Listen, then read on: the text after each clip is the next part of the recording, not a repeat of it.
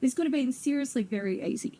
All he needed to say was, we'll remove the books from the library, right? They're not in the fullness of life document that we told you at the meeting that we would teach, that leaves out that. So we'll remove them. It's not part of the curriculum, our curriculum here. But he didn't. He threw fuel on the fire. In my view, they're punishing a child. They're punishing a 10-year-old girl because her mother doesn't align with their beliefs.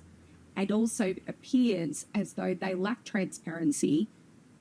Well, doesn't appear. They do lack transparency. And they also seem to be scared of being exposed, because I don't know another explanation for holding the books away from me and not letting me see them. My daughter started talking about different things that were being shown to them at school. One was a BTN episode with the Pride, the Mardi Gras March, and I questioned that with the Vice Principal. He resolved that pretty quickly. We were okay with that.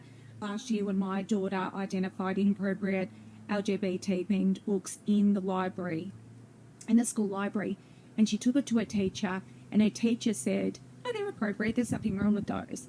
And my daughter said, "They are inappropriate, they shouldn't be in the library," and she came home and told me. What I know is that because the fullness of life isn't teaching any of that, this is what you're telling us, are those books going to be removed from the library too? Or have they been removed?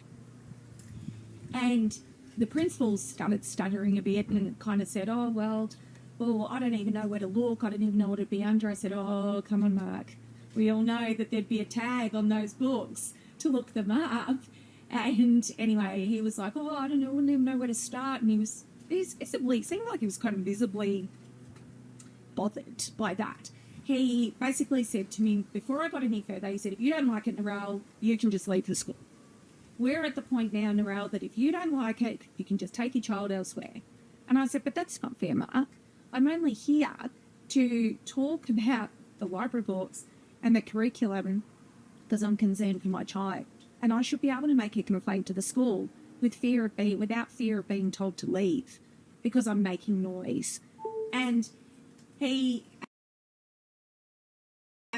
was busy. He was very, I could see that he was quite anxious and whatever. And he gets up from the table and he walks over and he gets the books and he holds them away from me, holds them in his hands. He said, "Well, these are the books, and the leadership team and I have deemed that these are okay, these are appropriate." I said, "Well, what are the books? Can I have a look at the books?" He said, "No, I'm not going to let you touch the books." And I said, "But what? Why not?" Barely believing what I was hearing. "Why not?"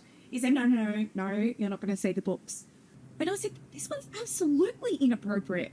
How could you think that this is appropriate for kids in a primary school to see and borrow?" And he said, "Well, we've deemed it appropriate," and that's that. Ironically, I got this from church, and the priest, the Sunday beforehand, in the homily, he said, "Teachers, schools, and churches should always remember that the parents and families are the first teachers of children."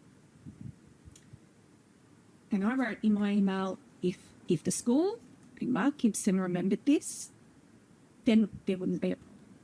Transparency is important, really important.